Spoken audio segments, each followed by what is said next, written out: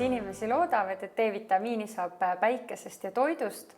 kuid kuidas siis see tavaliselt siis meil Eestis õnnestub?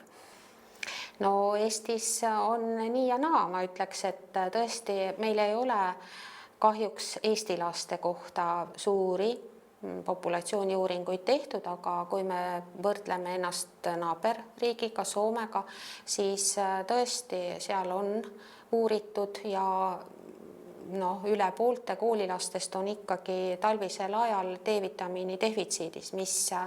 tugevalt annab selle soovituse siin Põhjamaades D-vitamiini lastele lisaks anda juba sügisest alates. Et mitte oodata seda, et kui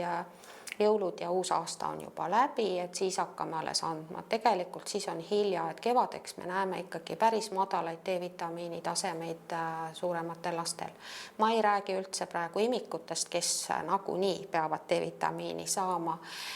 rahiidi profülaktikaks iga päev.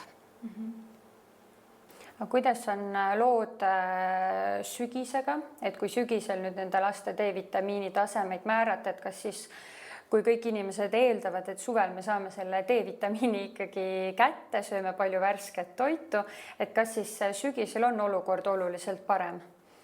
Tegelikult on küll, see oleneb suvest, et meil on olnud küll selliseid suvesid, kus on hästi vihmane ja külm ja kahjuks on siis juba augusti lõpp ja september selline kriitiline aeg, kus kui ei ole võetud isegi suvel D-vitamiini, siis hakatakse lisaks andma. Aga kui on õnnelik suvi, kui päikest on palju ja tõesti öeldakse ju, et 3 korda nädalas pool tundi päikese käes juba annab selle profülaktilise D-vitamiini doosi kätte,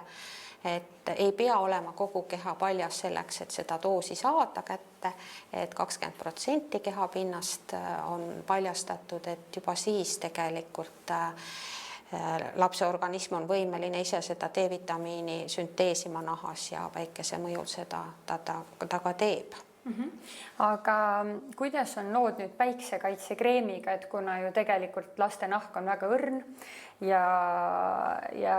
apteegis ka ikkagi enamasti ostetakse just lastele päiksekaitsekreemi, aga kui nüüd see laps määritakse juba kodus päiksekaitsekreemiga kokku, siis kuidas siis on lood D-vitamiini saamisega? Ja et kui seda tehakse nagu järjepidevalt ja kogu aeg, aga siis kindlasti sellist normaalset sünteesi ei toimu, mida me nagu ootaksime, et päikese kiirguse mõjul. Et mina nagu lastearstina soovitan ikkagi, kui ei minda randa pikaks ajaks, vaid lapsel on ikkagi kehaosad on ikkagi, osad kehaosad on kaetud ja kindlasti ka pea on kaetud, et siis ei ole vaja seda kaitsekreemi kasutada, aga kui on ikkagi niimoodi, et tuleb selline pikem rannas viibimise aeg, et siis küll ja me peame ikkagi arvestama seda, et sellisel juhul laps ei saa seda D-vitamiini kogust kätte, mis oleks vajalik. Aga täname teid, doktor, nende huvitavate mõtete ja kasulike nõuannete eest.